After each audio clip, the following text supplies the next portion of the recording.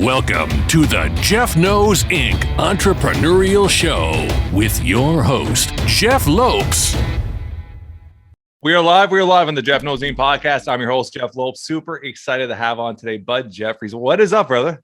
Not much, brother. Not much. Just getting excited for this podcast, man. It's going to be cool. It's going to be fun. So let's get to know who's Bud. What are you all up to? And start with there. Then I'm going to dive into where you grew up and stuff like that. But let's dive into who you are and what you're up to currently. Who am I is a complicated question. And it's complicated. I'm already starting to like this. Let's go. Well, it's a complicated question because I don't believe you're a full human being unless you participate in a lot of stuff. You know what I'm saying? Like you're not, if you're a one-dimensional person, well, you're not much of a human being, really. Yeah. And it's also because what I actually do for a living is I do it differently than everybody else that does it. Explain that. Just about. Okay, so if you ask me to qualify, most people know me from the weightlifting world, but if you ask me to qualify who I am in that particular area, I'll tell you I'm a professional strongman. What I'll actually tell you is I'm an old-time professional strongman, which means I make most of my money or living or whatever on either live shows or now on internet-based stuff. So it's entertainment-based strongman. So everybody in the world knows competition strongman. Yeah. And I've done that and competed in a bunch of different sports and all kinds of different weightlifting sports and other sports and all that stuff. But what I've gravitated to later in life and what I really got started with is, so, 100 years ago in the vaudeville era, there was, and actually thousands of years, really, it's literally every moment of recorded history has had somebody who performs for entertainment. Yeah. And some level of that has always been a strength-based thing. So there's been performance strongman since the beginning of recorded history, basically. Yeah. Same as there's, acrobats and other artists and all that kind of stuff. So there are a few guys who do this, but very, very few who literally successfully have made a living performing strength as entertainment or also as motivational stuff. Yeah. So I mean, most everybody who asks me is like, well, why don't you get in the contest and flip tires? Yeah. Did that 20 years ago. Yeah. Now we've moved on to other cool stuff where I tend to light things on fire and throw stuff and pick up heavy rocks at the same time, or anything in the world I can do to explore the possibilities of what's possible with the human body, and then make it fun and interesting to look at. Pushing the limit always. Right. Absolutely. So when you are pushing the limit, and this is obviously, I don't know much of your history, which I love having that curiosity we talked about before the show. When you're pushing your limit, how do you almost walk on the fine line of not getting injured or passing that limit of essentially putting yourself or your body at threat? How do you pass that? How do you know, and how do you judge that line? Or you just go at it and cross your fingers that the best outcome happens? It always looks like I'm just like crossing my fingers, or half the time it looks like I said, here, hold my beer, dude. Yeah. I'm trying. Actually, I think there's two levels to that. There's a mental level to that in being fearless yet intelligent, if that makes sense. Yeah. In other words, and that comes with the combination, that really hand in hand with a mental level of physically being prepared. So you don't see me do, okay, today, because I have years of experience and years of training, and if you look at every way I train, you will see that every way I train, you can't see it on social media because social media is such short snippets of what's going on. Yeah. But if you were to see the entire fabric of it, you'd see that I'm training to be constantly prepared to do the things that I try to do. So in doing that, I'm physically prepared and I kind of know where I am, if that makes sense. In other words, you don't start off by picking up 900 pounds and walking around with it. You know what I'm saying? That's not a first day thing. That's a years into it thing. And then you're doing, but because I have a lot of preparation all the time, I can do that plus add something that challenges the limit of what's possible, and within that, something I would have never, I'm doing things today that I never would have thought of, that I never would have thought was possible 20 years ago. So there's intelligently flirting with the possibility of and then there's really sort of knocking down the mindset that there are limits, because everybody you talk to about, this is all you can do. Well, and then somebody comes along and beats it, and it's always a limit until somebody breaks the barrier. Always. So live it. And so honestly, it's kind of trying to build a mindset of living without a barrier. Interesting. That there aren't things I can't do. And if you ask me that question, people ask me, well, what can't you do? I can do anything I want as long as you give me time to train for it. I'm never going to tell you I can't do something. Yeah. Because I don't want to live that way. I want to believe that I truly can do something. And if you look at you know, because people are going to call people like me or Mata, the guy who introduced me to you or whatever, they're going to call us outliers of what, you know, what, no, not really. Not especially if you know my childhood story, or especially if you know the other things about it. But there are too many stories throughout the world of people who have incredible odds against them, or disabilities, or all that stuff, who do things that the normal couch sitting people don't do, just because they mentally believe they can do it. And your body will adapt to what you mentally believe it's possible to do, and then what you physically train it for. I love that. I love it. You just dive into something there, and I want to go a little deeper into that. Your childhood. Where did you grow up, and give me a little rundown of your childhood. Okay, so I literally live on the land that I grew up on. Oh wow. Okay. Yeah. I actually a couple of years ago, we were blessed to be able to buy. I bought out all the rest of my family, and somebody in my family has been living on this land since the 1840s. Oh wow, you don't hear that. It's very which rare. Which is a crazy thing, isn't it? Yeah, like I literally amazing thing. Amazing. Yeah, which is why I did it. Which is why I want to continue that, you know, that place and tradition. So it, you know, doesn't hold for a lot of people anymore, but that's actually something that's kind of special to me. And, I think that's incredibly special. Yeah, literally, my ancestor, a guy named Silas Cumbie, was the first white man to settle this area of Florida. Literally in the 1840s, and I'm talking about by wagon train, and fought Indians in different wars, and like crazy, like literal pioneer stuff, even though it's here, not in the West. And I literally live, you know, I bought my grandparents' house. I live 250 yards from my parents, where my parents' house is. And I grew up okay, you have to kind of know my origin, my birth story to that's so weird. That sounds like a Marvel thing, but it's not. My parents got married at 18, tried to have children for 12 years. Oh, wow. And were never able to have a baby. Yeah. And my mom had a bunch of miscarriages, and doctors told her she'd never be able to have a baby. And they're very highly religious people, and they prayed for that. And then my mom got pregnant.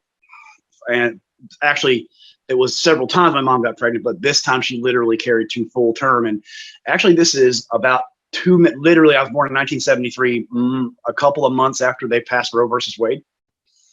So because of my mother's age and what the medical establishment was thinking at the time, and because of her previous series of miscarriages, and because she was a nurse, okay, so she worked up into the midterms of her pregnancy, and she was exposed to somebody with measles, okay, and they found out about this later. And measles is very damaging to a developing baby, because it's a viral disease. So, which, you know, I mean, measles barely even exists in the modern world. And it was even in the 70s was fairly rare still. But they tested her 1 week, and they found out she had been exposed to a patient who had it, and they came back the next week and tested her, and it's called a titer, and the titer went like sky high. And anyway, the doctors tried to convince her to have an abortion, because they told her there was no way I'd survive. I'd either be stillborn, or I'd be born blind or deaf, or with disabilities. And my mom and dad believed that, you know, that children are a gift, and that no matter what, they were sticking through it. And like they kind of camped out with my mom. Like they had 3 different obstetricians who, like, literally, like every time she went to the doctor, were like harassing her to do it. And you'd have to know my father was about 6 foot tall, about 225 pounds when he was that age. And he literally went to the doctors and said, "That's enough, or we're going out back," kind of like, leave her alone. Yeah. And so literally, and here's the thing. So it's a weird thing, man. I was born, I was the first baby in the hospital I was born in that they used a fetal heart rate monitor on. And so they're listening to my heart as we go, and my heart stops. And I'm about to be born. I'm literally born 19 minutes. This time on my birth certificate is 19 minutes from when they lost track of my heart rate to when I was born. So either they completely missed it, or my heart literally had stopped. And my mom said she could literally feel them putting the cleanser on. Like, that's how close the anesthesia was before they did an emergency C-section to cut her open to take me. And so I think that plays into my life in certain ways, because my parents instilled into me that, you know, you're a gift and you have a purpose, because you don't survive things without a purpose. And the science now says that people born in that sort of a fight or flight moment of birth tend to be more risk takers, and also tend to be more driven to succeed and to do things. I'm gonna let you finish your story, but when you're done, I'm gonna tell you a little story of my son. But continue your story. Okay, cool. So I'm going along, and everything is cool. And at 5 years old, I had a car accident, And I'm literally walking down the street to my grandmother's house, and I stepped in front of a van. I was carrying a puppy in my arms, and he jumps out, and I'm not paying attention. And my mom was with me. It was just an odd day, and this guy happened to be speeding by in a van on a freak thing. And I stepped in front of him like an old Scooby-Doo van. You know what I'm talking about? The flat nose 70s van. Yeah. Well, the dog makes it across the street. I run after him. I don't make it. I literally step in front of this van at about 60 miles an hour. And he hits me, and it slams me up against the face of the van, so it carries me above the bumper. And he skids to a stop, and it throws me off into a ditch that's across the street in our neighbor's house. And crushed my hip and fractured my skull. And they thought I was dead. They put me, called the ambulance, and the people didn't want to even let my mother go see me. But my mom's a nurse, and so she's immediately wants to take care of, but also, he's your baby. And put me in the hospital for over a month. I was in traction for a long time. They finally put a body cast on me that covered me literally from chest to feet. They didn't think my leg would work, or that they actually thought the growth plate on my hip was damaged enough that my one leg would not grow anymore. And obviously, fractured skull is kind of a serious thing. The beginnings. And I'm going to tell that in relation to the other concussions I've had in my life that probably erased my ability to say no to things.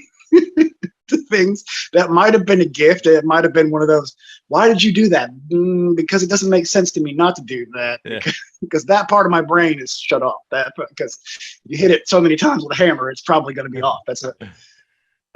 So spent, more than a month in the hospital and more than 3 months in a body cast. And they didn't think I'd walk. Yeah, I had to complete, and they cut it off. And I vividly remember that day, man. Because I'm 5 and I don't understand the fact that your muscles are weak and you're going to start over. And I had to learn to walk again and all that stuff. And they cut that cast off me and stood me up. And as soon as my feet touched the floor, and I'm convinced I'm about to get to go play for the first time in 4 months. And collapsed. Yeah. Couldn't take it. Yeah. But in relation to that, it began. And here's the thing: the stuff I'm telling you is what gives me a platform to speak to people on a lot of issues. On a lot of overcoming things. Okay. At the same time, it began to open doors for me. So, at that time, it was middle 70s. They didn't really do a ton of therapy, not like they do today. Like if that had happened to your child today or anybody else, a grown-up, that you wouldn't leave the hospital till you had, or once you left, I got out of the cast, they'd immediately take you to people who were specialists. They didn't do that. They just sort of said, well, here's some lotion and move his legs around, he'll be all right. Yeah. Which is not, crazy. But in relation to that, that's kind of what my mom did. But I had enough physical deficit that she was looking around for things to do, and she found a guy who taught Taekwondo.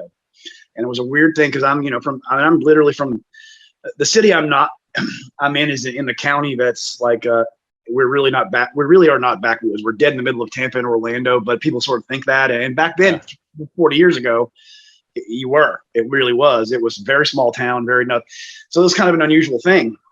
And but he was he convinced her, and he was right, that he could help me with a lot of that stuff, because we began to learn on flexibility and mobility and physical training, and it started to pique an interest, and I started to gain back those physical things. Yeah. But it also did another thing to me, that coming out of that cast. So I was a skinny little kid, and I kind of when they cut me out of that cast, I came out with a completely different body. I came out as a semi-muscular, semi-fat kid. And I'm going to tell you why. So they're giving me these drugs to help heal, stuff like cortisone and that kind of stuff, which is putting weight on you. Plus, I literally can't move. Plus, I'm from the deep South where everything is fried and even the air has calories. You know what I'm saying? Like, so, and like, I'm from those people who soul food is how they cook, man. That's the deal. It's all delicious, but it's all 10,000 calories in the bite. It's that kind of a thing. And so I get out of this, and I get into this martial arts and begins to fix things or whatever. But I'm also suddenly a kid that's getting picked on because I'm a fat kid and getting kind of bullied and that kind of thing or whatever. And that doesn't really go on too long for a while, because I actually was taught to stand up for myself.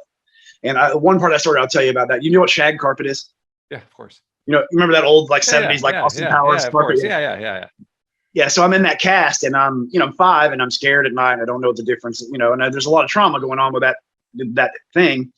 And so my mom said I went into at a size 4 t-shirt, but I'd get scared in the middle of the night, and I'd pull myself off the bed, and I could grab the hair on that carpet and get a grip on it and drag myself. And the cast weighed more than I did at that time, but I would literally drag myself from the living room down the hall to their bedroom and, knock on and get their attention or whatever. My dad picked me up, put me in bed with him, that kind of thing. But she said I came out of that cast with a much bigger set of shoulders and a size 10 t-shirt from just literally dragging myself around. And they say I wore the cast out 3 times. They had to take me to have it recasted. Literally wore the plaster.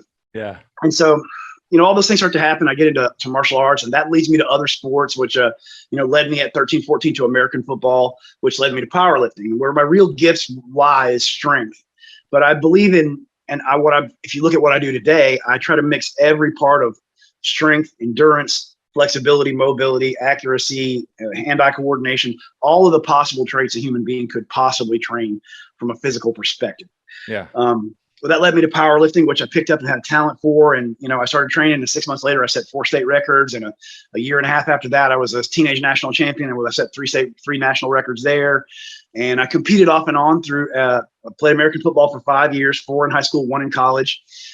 And that led me to sort of the 2 other things that are kind of pivotal there. Right before I went to college, or in my senior season of football, I had another car accident.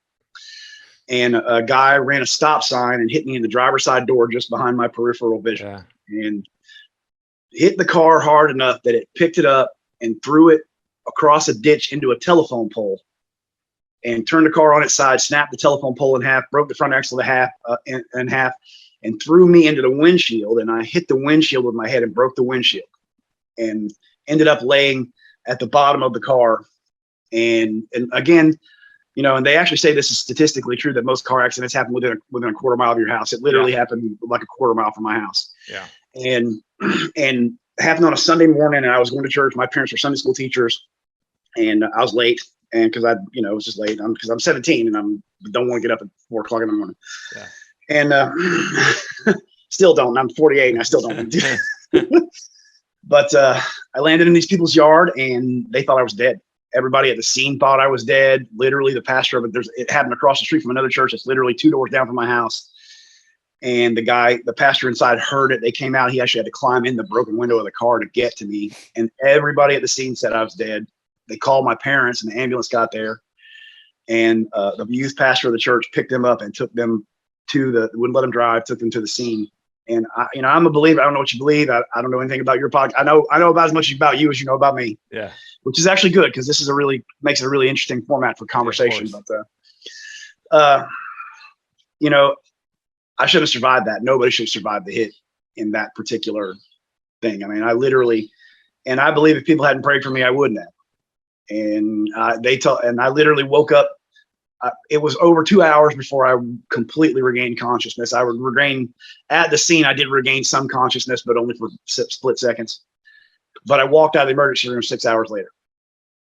So that is a conditioning thing for me to believe that you don't survive the things I survived. You don't go through the things I go through, and you don't do that and then find the talents that you have and have without a purpose. Yeah.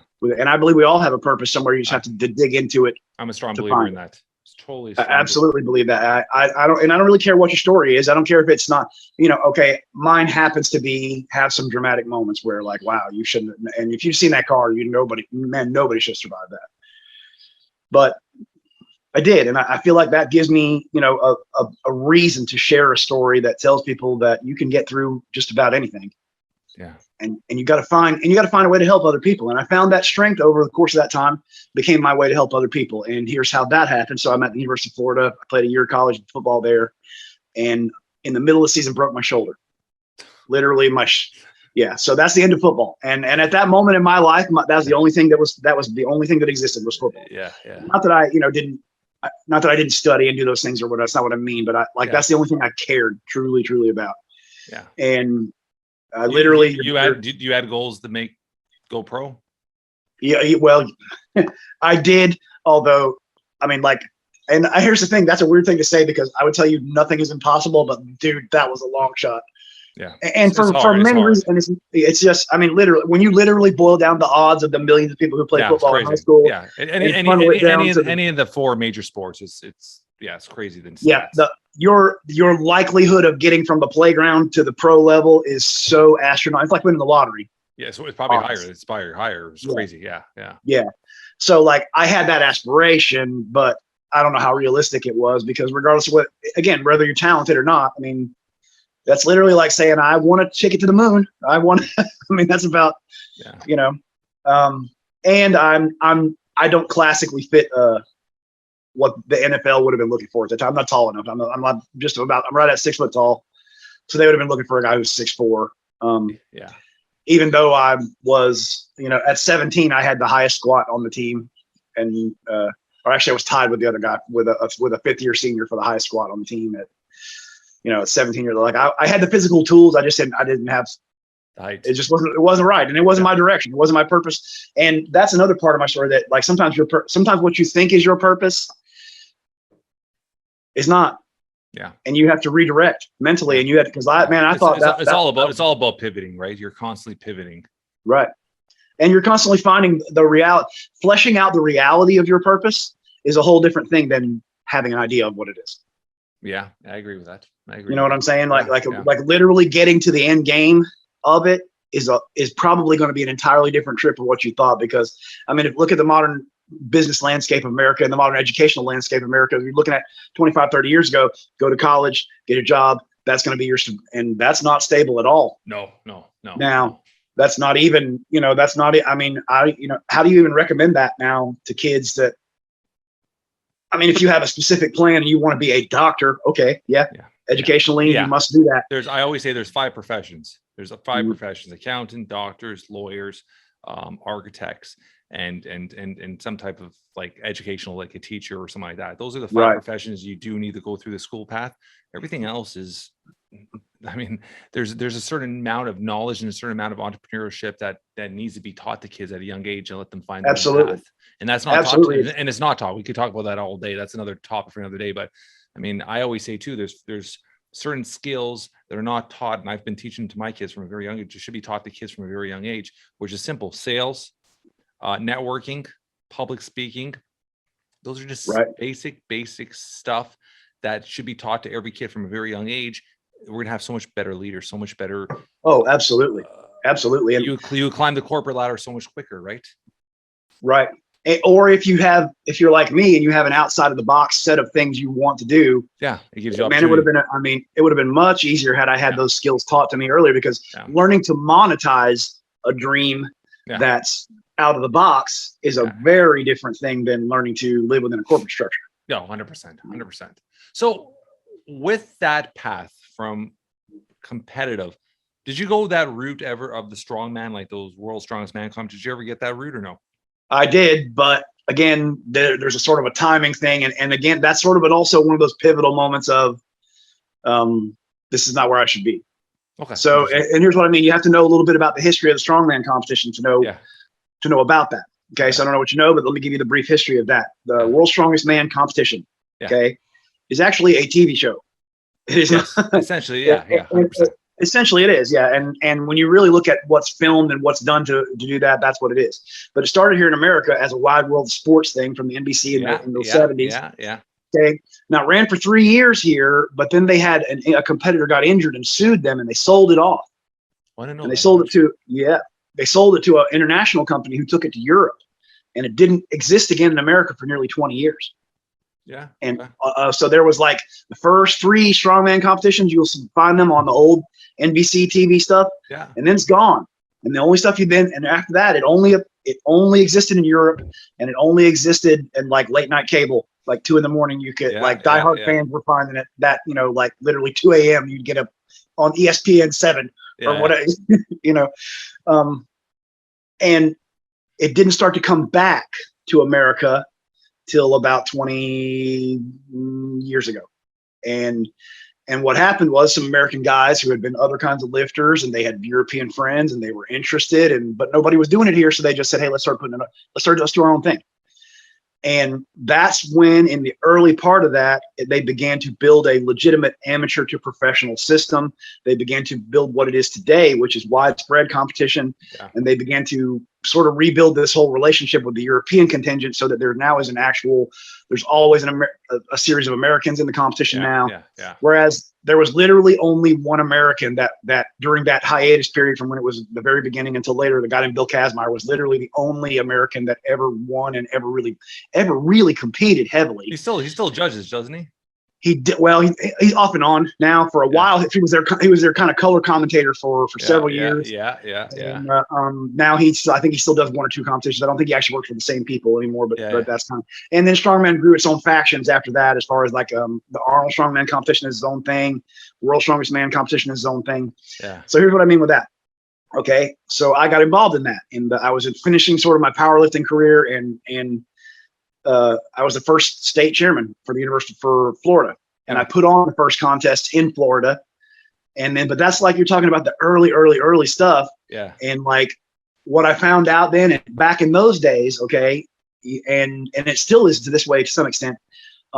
Now the paycheck for winning at that level is legitimate, but again, you're only talking about maybe 10 guys worldwide, competitively making a living at that. Yeah. And you kind of have to, like, there are several instances along the way where, like, I personally know a guy who won the American Championship who should have been invited to the World's Strongest Man, and they didn't invite him.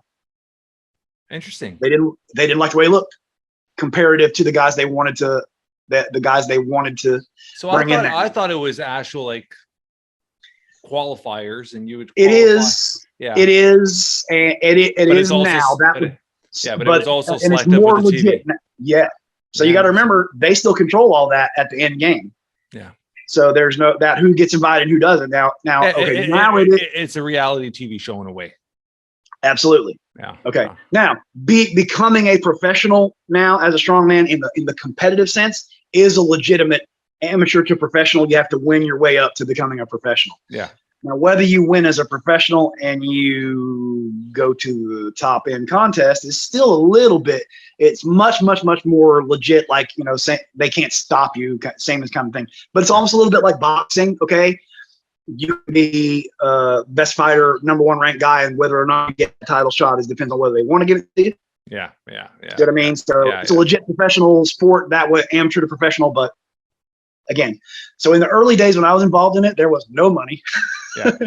And like the professional paychecks, the first professional paychecks were like $1,000, which really didn't cover your entry to get to the contest. Yeah. And even back then, if you won the World's Strongest Man, the entire payout was only like $25,000, which is nothing. You literally could not make a living. Nobody was making a living at that time. No. Today, again, like I said, even now, and this is 20 years prior to post to my involvement in it. Yeah. Now you got again maybe 10 guys who legitimately are making that's their legitimate only source of income living. Other than that, everybody else has. I think it's become. I think there's certain athletes that have made it very mainstream, like the Mountain, like Eddie Hall. There's a few of them that are very like. I find Eddie Hall very charismatic. Like he just has a way. I was just with my staff the other day going through his Instagram account, and it's just like he's just hanging out with Sylvester Stallone and celebrities, and he's making it very mainstream, right? And it's like. I find that when you're looking at a professional athlete and then you look at a celebrity has a lot bigger following, bigger influence, but those celebrities love hanging out with the pro athletes. Yep. And I think a lot of pro athletes now are starting to realize that and building their platforms on the back based on that. Exactly. And I say there's a handful in that quote unquote power world that are doing that right now. And they're really building massive followings. And once you build the following, it just that power of influence you could cash out big time on it if you're smart. Oh, absolutely. Well, they are now they're cashing. I mean, look at Thor, for example. Yeah. Who and he really probably is him and Eddie and Brian are probably the guys who really broke the end mold. Yeah. They're the generation where it really came out to a real famous enough normal people know you. Yeah. There was a TV show. We were talking about it yesterday. It was Eddie, Brian, an older guy. Nick and who I forget who else. The guy with the beard. Robert. Robert. Robert O'Mars. Yeah. And they had their own little.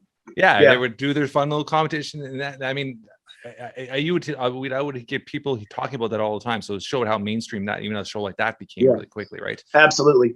And Thor probably is in large part. Because of the TV accidentally responsible for that coming out of Game of Thrones. Yeah, that's because he was so, and also they are, and Strongman thrives on this a little bit, sort of the same way the NFL does. That like we are in the the period of giants, literally competition wise. I mean, Thor's 6'10", Rob, like Brian's 6'8". It's, I mean, you're talking about literal giants of nearly 7 foot and over 400-pound monster guys who are so huge that they catch the public's attention, which is why Thor got on Game of Thrones, which is, I mean, I was literally watching a rerun of Game of Thrones last night, and we were commenting on the juxtaposition of him next to one of the actresses. Yeah. Crazy. And like, it's literally like double her, which is insane, which is, I mean, just a huge human being, but that factor, and I play on that factor a little bit, not size wise, but it's entertaining to watch. He's huge. Yeah.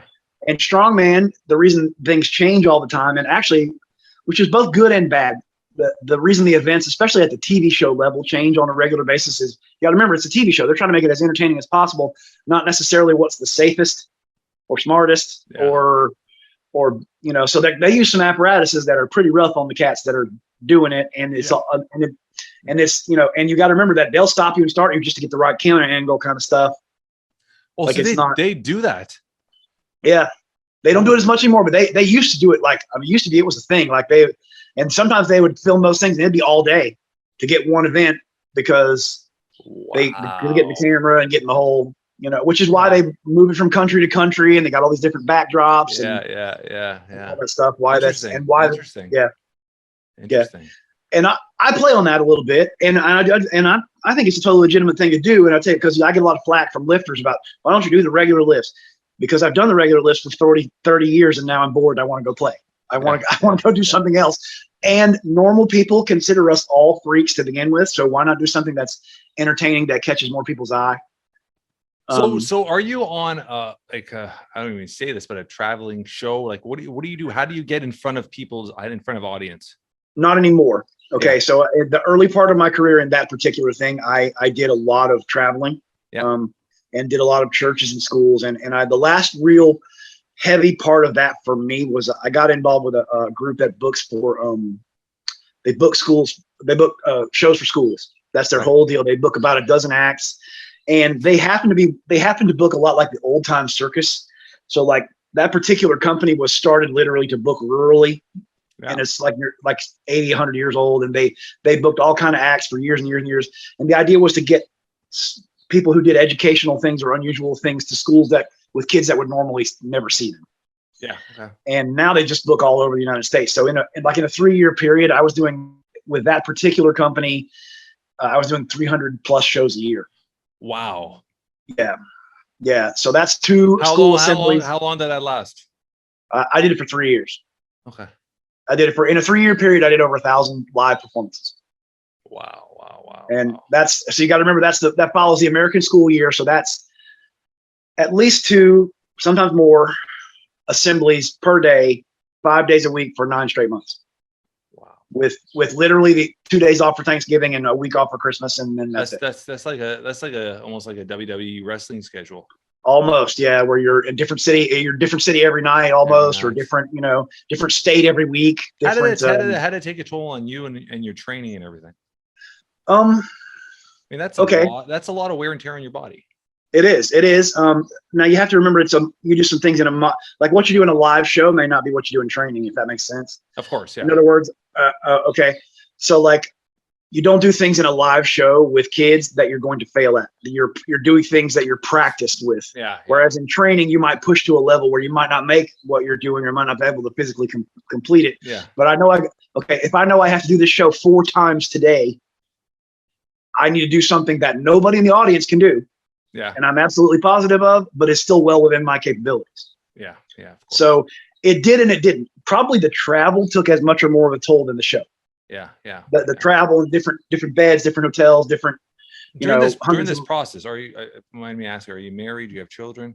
Yeah, I'm married, and and actually we'll get to this other part because that plays directly into my story. And I've been married for 25 years. We have a son who passed away. So I did have, but I don't have him. He's just our one child.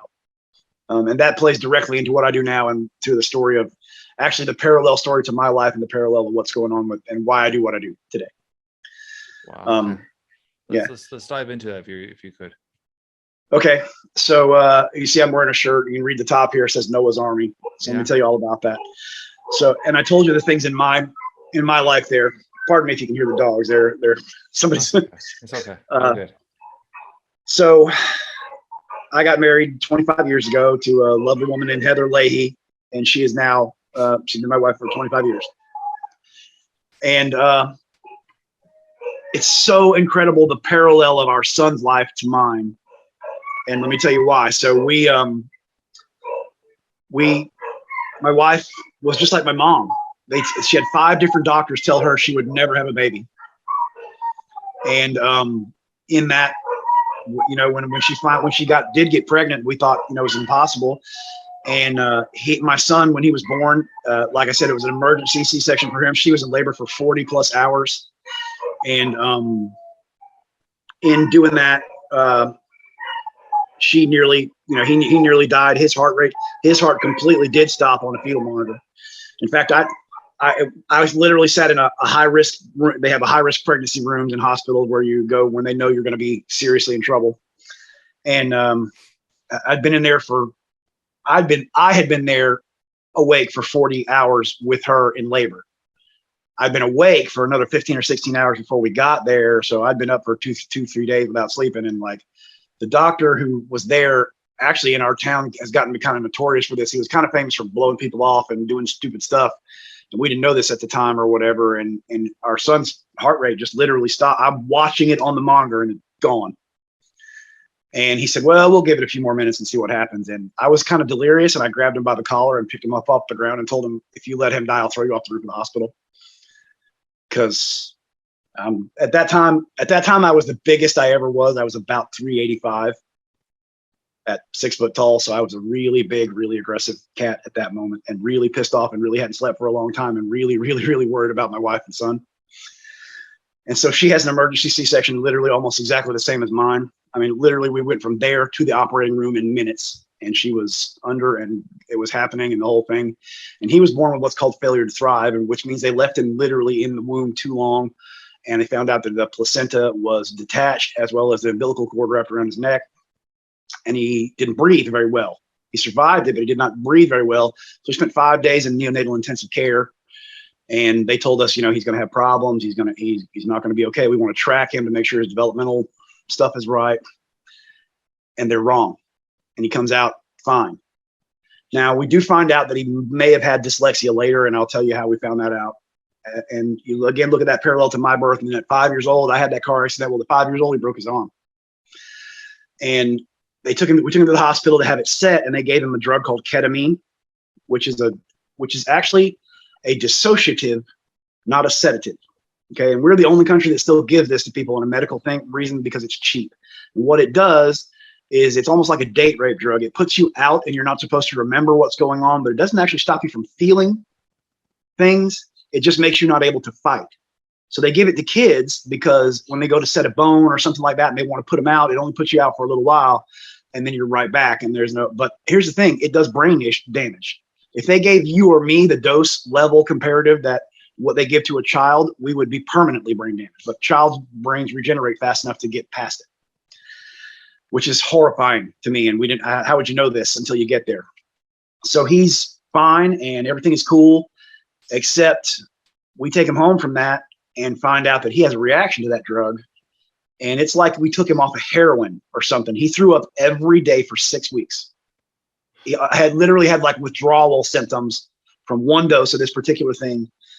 And like that took him he was a totally normal kid. He's in kindergarten. He's writing his ABCs, he's doing the whole thing. Within 3 days, he could not remember how to hold or pick up a pencil. All of that was wiped out. And so in that, after 6 weeks, we had him in a little private school. And at that time in the area where we are, there really wasn't much help for that kind of thing. And they harassed us so bad. Well, he's not coming to school. Well, he's sick. He's not coming to, eventually they ticked us off and we just split and took him home and took him to homeschool. And we decided that's what we're going to do. And we also found out over the course of that time that he's dyslexic. Now, later in his life, we had 2 different experts look at it and we got 2 different opinions. And here's what we got. The first guy said, the ketamine actually caused dyslexia. The second guy said most dyslexics are so good at covering, or they're so good at adapting, that more than likely he was dyslexic at that point, but he's so good at mimicking or adapting the other things, that like ABCs and all that stuff, that what the ketamine actually did to him was take his ability away to adapt.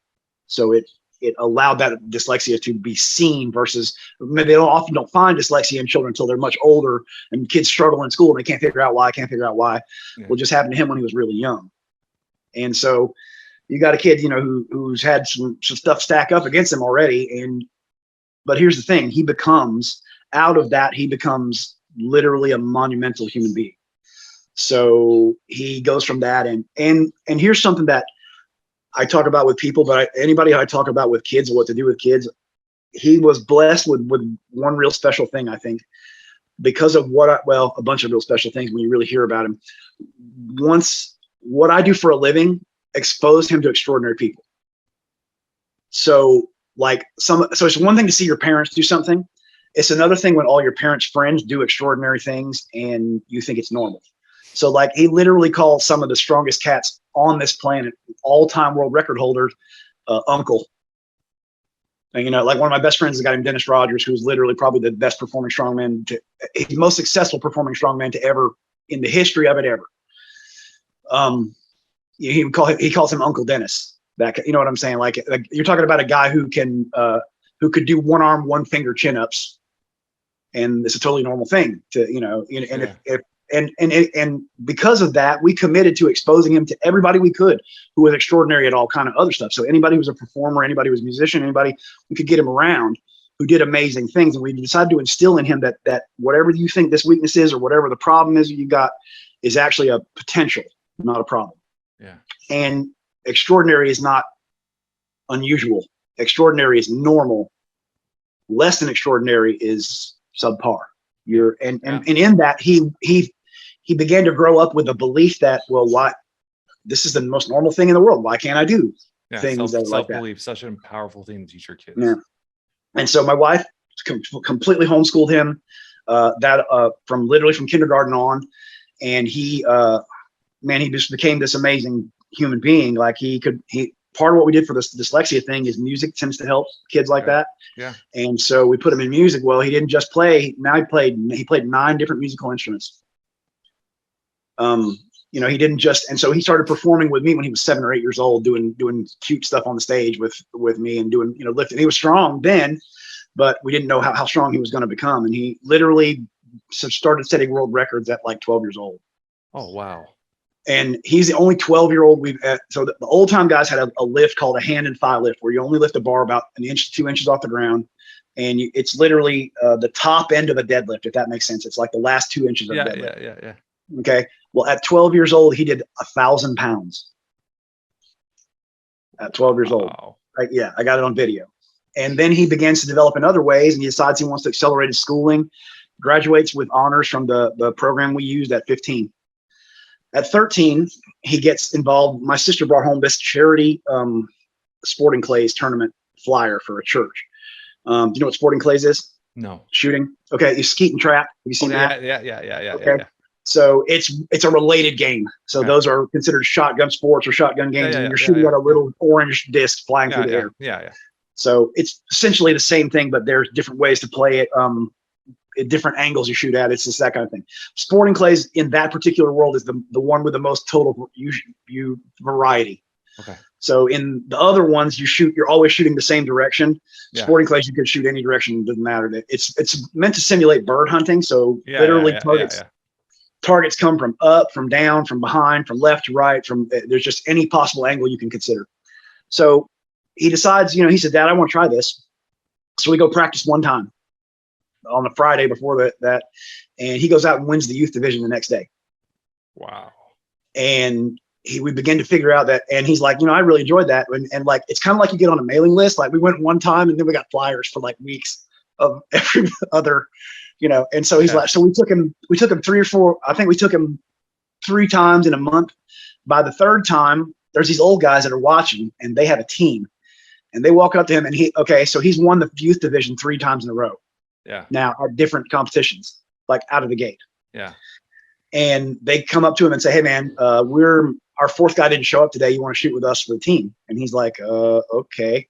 And you'd have to know this, like he's shooting with I don't know if you know what you know about guns or don't know or whatever, but sporting clay shooters, the really good ones, shoot with a specialized set of guns. Well, he's shooting with a $300 Mossberg pump shotgun. That's a cheap Walmart, because he's 13 and we're not investing $10,000 in a gun, of course, in something that you don't know that he's going to want to do. Yeah. Okay. So they take him under their wing. He starts shooting with these guys. Well, okay. In a 3-year period, he wins the junior side. Becomes national level competitor within a year and a half.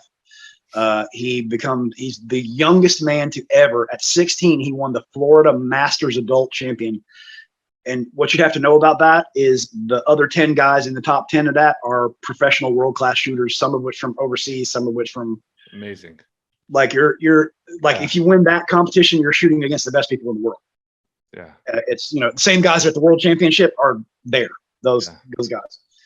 And he begins to do all this stuff to practice, and all this amazing skill starts to come out. And he starts doing trick shot stuff. And he literally takes the old Daisy Red Ryder BB gun, in the Christmas story, Ralphie's. Of course. Yeah. Everybody knows that. Yeah. So he starts practicing with this thing, and he just literally has learned to develop every skill to the top end level of what it is. So he's the youngest man to ever lift 1,000 pounds. In Strongman, he's the youngest man. One of the things you can do to consider yourself an old time Strongman is you bend a 6-inch nail. It's called a 60-penny nail. That's the first top end thing. That's kind of the opening door to being an old time professional. That was really, you had to be able to do that to consider yourself one. Yeah. Bent one at 13. Wow. Youngest man ever. There's a step up from that, a nail that in that world called the red nail, which I have never seen a human being who didn't train for it bend the 60-penny nail. A red nail is at least double to triple that. Yeah. He bent that at 15. Wow. Not only did he bend it at 15, he bent it in 6 seconds. He bent a bar called the Goliath bar. Okay. A Goliath bar is 1.5 inches wide. It's a 1/2 inch thick, and it's 4 foot long. It's about 6 pounds of steel.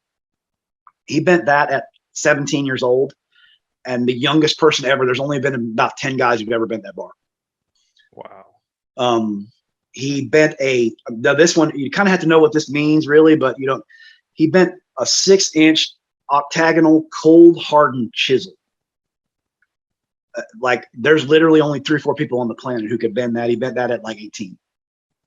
Like that piece and some of the other pieces sit in the Physical Culture Museum in Austin, Texas. So in Austin, Texas, the University of Texas, there's a museum there that literally houses basically every book that's ever been written about physical culture or weightlifting of any kind. They have a giant museum. They have the barbells and stuff from the old time original guys. It's just an amazing place. The statues everywhere. It's just great. He literally has pieces. The youngest man to ever have stuff inducted there. Youngest man to win, like I said, the sporting clay stuff, that BB gun. So jumping back to that, he could take a quarter and throw it in the air and shoot it out of the air with that BB gun. But then he kept progressing, and he could literally, this is the craziest thing, because we were watching him do it one day, and he's like, watch this. He throws it up. He said, I'm going to hit this in the ear. I'm going to hit George Washington's ear. And sure enough, that's where the dent is when you find the quarter. Or he'd shoot it up and tell you, he's like, oh, no, I hit that on the side. It didn't. Like he could literally focus, so hyper-focused to that level to be able to do it. And he progressed from quarters to dimes to aspirin to be able to throw them in the air. And you can do it with either hand, with a BB pistol, with that little rifle. And I actually have footage of him throwing a BB in the air and shooting the BB out of the air with another BB, that's 0.177 of an inch. Yeah. So that's literally like just over a millimeter wide. And to be able to hit a moving target in the air 1 millimeter wide with another 1 millimeter projectile is out of the box inhuman. And okay, this isn't dad. This is all provable stuff. This isn't dad bragging on his son. It is, but it isn't. Okay, yeah. This is real things.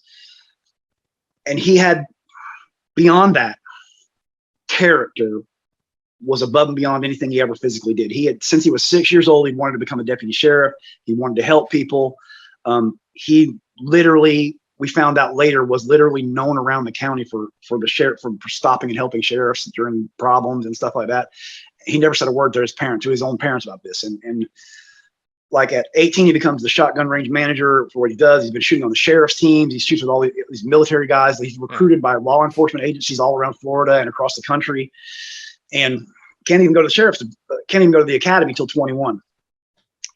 So one of the other things he wanted is he eventually bought himself a motorcycle, and we were coming home from a family birthday party one day for a friend, and he's just, a lot of people have contentious relationships with their kids, especially in their early teens and 20s and that kind of thing. He was our best friend, and I traveled all over the country with me. He spent every day with her. And not only that, like everybody who ever talked to him talks about how polite he was and how much he helped people. And I'll finish that story and you'll understand more about that in a second, about the helping people thing. Yeah. And he's so committed to that. We're coming home from this birthday party, and he says, well, listen, I'm going to go see my girlfriend, and I'll see you guys later. And he followed us, and the road to her house is a different road. So we turn off, see him turn off. And he said, I'm gonna see her, but I'm gonna be there for about an hour. I'll be back, and we'll do whatever we need to do. And we get a phone call about 2 hours later from the hospital. And literally a minute or two after we left side of each other, a truck swerved directly into him. And it is like a nuclear bomb went off in our life.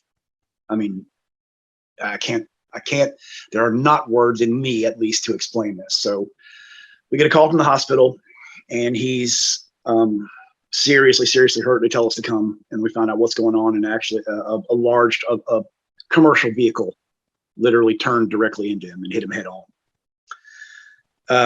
We get to the hospital. He never really regained consciousness. He did respond to us, but he never could really completely open his eyes. That's October 2nd on a Monday night. Goes pretty much immediately into the trauma care unit. They do a surgery to relieve some things and to do some other stuff, but then they find out that they can't do some of the things they want to do. We think things are getting better, and then things go downhill, and there's a reaction where your brain, actually from the trauma, the stem of your brain will actually swell, and they can't stop it. And basically that reaction to the rest of the trauma basically takes your life. And so we, at 16, he'd become an organ donor. And he had this conversation with his mom when he went to take his driver's license. Well, what's this? What does that mean? Or, when she tells him, and he said, well, why in the world wouldn't anybody? Why would you want to keep why would I ever keep organs when I could save somebody else's life? So it gets hit about 8, got hit about 8:30. We got a call about 10 p.m. from the hospital on October 2nd. 11 p.m. On October 4th, after several tests and all the things going on, the hospital declares him dead. And a very nice lady, they take you into this weird little room that's the craziest thing, and they tell you what's going on, and they tell you it's over. And we hadn't left the hospital, we hadn't left the bed, we hadn't left the side. We were there every moment. We were there when they turned the machine, everything. And they take you in this room and ask, do you know what your son's wishes about organ donation were?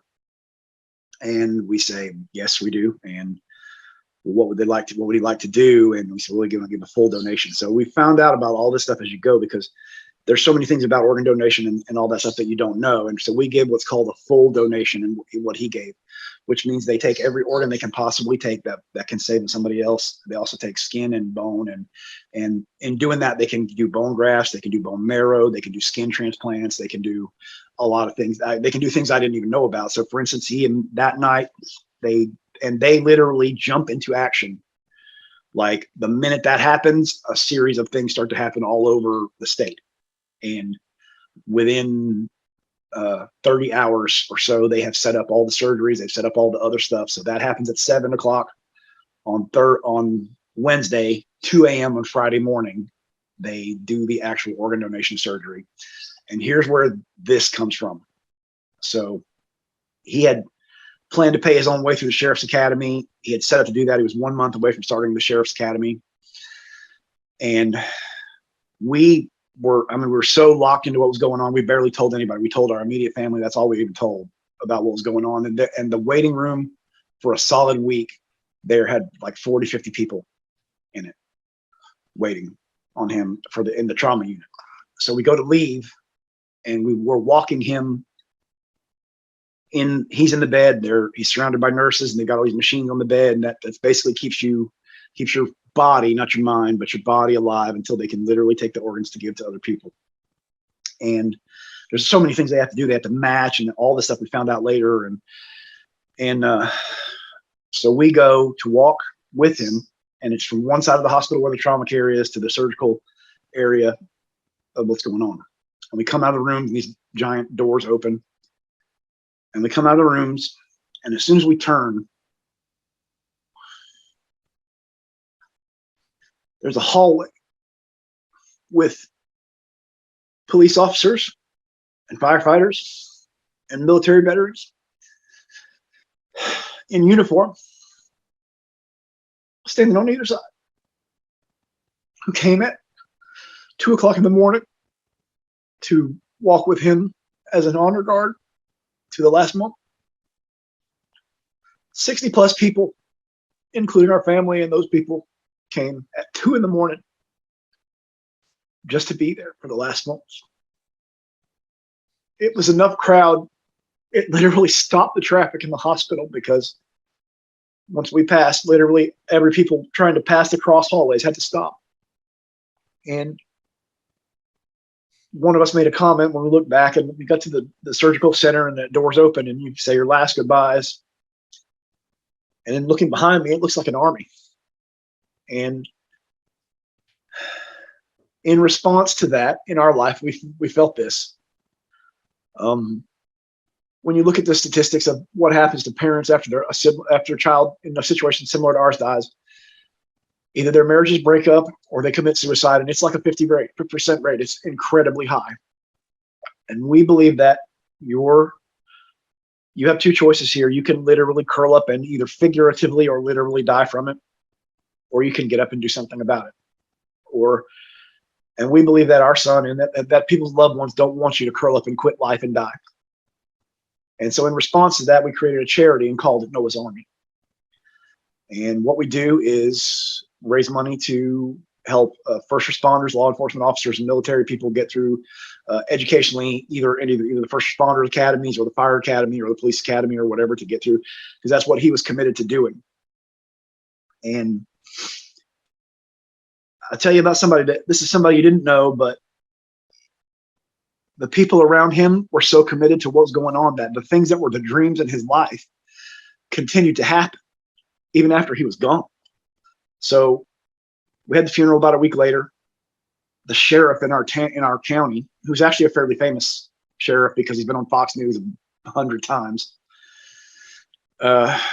knew him well enough just from their association with the shooting range, and he shot with his officers, and that sheriff has his own charity tournament. Well, Noah won that tournament 3 years in a row. And actually the third year they told him you can't compete as a junior anymore because none of the other kids can win. So you have to compete with the adults now. And later on, he was actually working at the range where they hold that tournament, and he actually set the tournament up itself. So he went from being a kid who won this tournament to actually organizing all the shooting and all this stuff or whatever. Yeah. The sheriff knew him well enough that he spoke at the funeral. And he is the only man ever in the history of Florida, or the first man ever, to be posthumously sworn in as a deputy sheriff. And they gave him the oath of office at his funeral. And I said that to say about being committed to helping people and being humble about it. So this lady comes up to us at the funeral after all this stuff is going on and all the different things. And she says, I want you to know I knew your son. And I want you to know I knew him in a very different way, and from a completely different way than all the rest of these guys shot with him, and they knew him from other stuff, and they were all looking forward to working with him. I knew him because people kept calling me about him. And he died about a month after probably the biggest hurricane in history hit Florida, Hurricane Irma. Don't know if you remember that. It's like 4 years ago. And absolutely massive hurricane. It didn't do quite the damage but it did do a lot of damage or whatever. And in that, so everybody, you know, hurricane's slow. Hurricane's huge, it's powerful, but it's slow. You know it's coming. It's not like a tornado where it pops up and, you know.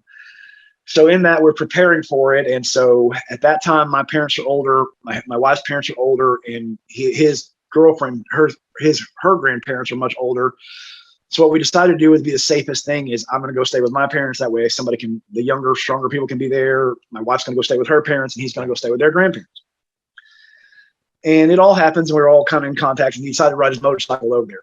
I didn't know this, but he took a chainsaw with him. You got to imagine the visual of a kid wearing a Captain America t-shirt, a 6 foot tall, 185-pound muscular kid wearing a Captain America t-shirt on a Harley Davidson with a chainsaw riding around the streets of Lakeland, rides over there. But we didn't find this out, and we did not hear a single one of these stories until after the funeral, a month after all this happened, because he never bothered to say a word to us about this. Yeah. So the lady says, I want you to know that after that hurricane, I can't count how many phone calls about this kid running around South Lakeland helping people and doing things. And the area where my grandparents' house was had a lot of trees and ended up with a lot of down trees off power lines, I think. Yeah. As soon as it was over, he went out, took that chainsaw and cut the trees away and dragged them off the road so the emergency vehicles could get in. He literally cut a tree off of somebody it had fallen on. Took them off of down power lines just so the emergency vehicles could get in. And he wore the chainsaw out, literally wore the chain off it, doing that over there. And she's like, and that's not the first time I'd gotten calls about him. I'd gotten calls prior to that when he'd stopped to help somebody change a tire, or when he stopped to actually help an officer who was having a problem with different things. This is somebody who you would never know until you find out later is literally one of the most amazing human beings to walk this planet. You're talking about a guy with a high IQ, physically one of the strongest people to ever walk the planet, able to physically do things, able to play music, able to do all this stuff. But more than all of that, was committed to helping other people. And a hero. Absolutely. And our way of surviving that is to continue that legacy and to continue doing the things that he did and to help other people. So we have a couple of fundraisers every year where we have a sporting clays tournament because he had so much connection in that world. And then we have a couple other things we do. And we pay for scholarships for first responders and for military and firefighters and police officers. And then we also have helped some women coming out of domestic violence, some children in terminal illnesses, and some other things that it really, you know what, we felt like those were the things who's in need. Yeah. Yeah. And you're a good man, Bud. And it's the biggest, we just had friends I recently, it's going on to 6 months now, this week, lost my dad. Oh, I'm sorry. And I'm going to tell you, when we get off here, I'll tell you the story of my son, but he was essentially my best friend, right? I would talk to him. I'm the 44-year-old talk to my dad 2-3 times a day. And it's been 6 months, and everybody says time heals. That's all bullshit. Yep. I still miss him today. I still want to pick up the phone every single day. In the process, one of my close friends of the family lost her son. He had epileptic attacks and in his sleep passed away. And he was 26. And I'm seeing how that family they're torn apart. They're broken. And you never, the barrier parent is expected. My dad was 76. He lived a good life. I thought we had him for quite a few more years. Never smoked, never drank, power walked every day. Had a sudden heart attack. I was May 6th. I talked to him at 10:30 at night, a regular night conversation before we went to bed. Got a call 6 a.m. the next day, and he was no longer with us with a heart attack. But to bury a child, no one deserves that. No one. It's something you never ever want to go through. And hearing your story, and I love that you've kept his legacy alive. I love Noah's Army. I'm going to promote the crap out of it for you. He was incredible. He was an incredible young man. His time was here. He had a purpose. He obviously touched tons of lives, and you're going to continue that legacy that hopefully will touch millions of lives and keep his memory going on forever. And man, there's nothing. I mean, time doesn't heal, man. I'm a strong believer that no matter what, that loss is always there. And it is. And it is. There's nothing's going to change that. Yeah. Man, I did. my heart goes out to you, buddy. I mean, I don't even know what how to even put into words, but I mean, just your joy of talking about him as a proud dad is incredible. I mean, and through this whole story is like, what part of me wants to smile, and then part of me wants to cry, because it's just, there's so many different levels. And I'm talking, the proud moment that makes me want to smile is just every time you talk about him, you have a gleam from side the ear to ear of the things he accomplished, and you say them with so much passion, but that nothing ever equals the loss of him, right? So, and I love that you said about your marriage, how you guys kept it together. Yeah. And why am I saying that is not, like I said, when we got off air, I'll give you a full detail of my son, but we went through 4 months, my son, at the hospital, and for those 4 months, we had very little communication with my wife. In the It's way hard. we're married, hard. but we would be at the hospital from 7 a.m. till 7 p.m. every single night, 7 days a week. So when we get home, it was just like we almost needed our own time away. Yeah. We shut off for those 4 months. We shut off our phone lines. We disconnected the world, and it was just our focus was him. That was it. And so to be able to, and I've been now married for going on to 19 years, and it takes a very strong bond to get through such a tragic moment.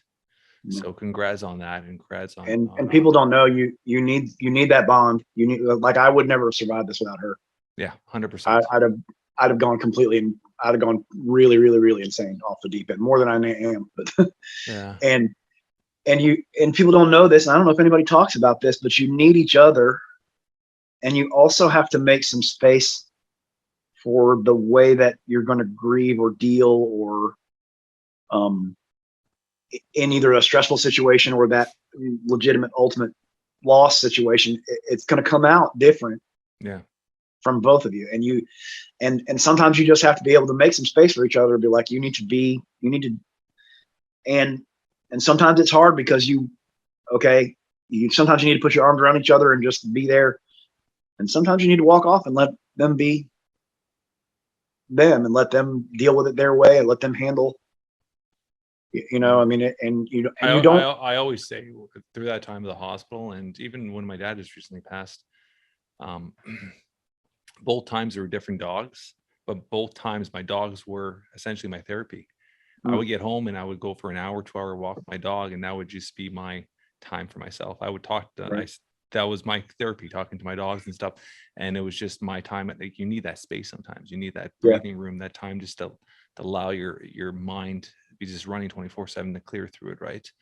Right. But man, what a heartthrob story, and yeah, it's just man, my heart goes out to you. But I mean, I'm proud of everything you're doing with your son. I love that you're keeping his legacy going. I love the Noah's Army. I love everything you're doing. When you came on, I was reading your shirt, and obviously I didn't know about your story, so I was wondering what that meant. So now it's come to it. I'm going to ask you 2 more questions absolutely, before we finish off today. You said Marvel. If you had a superpower, what would it be? Throw it off. Put a little smile. If I well, like, which, if I had to choose one? Yeah, if you had to pick a, yeah, don't say Hulk strength, because you have that already. Another one. Because that's literally what I went as a kid for Halloween. I literally, as a kid, I don't know.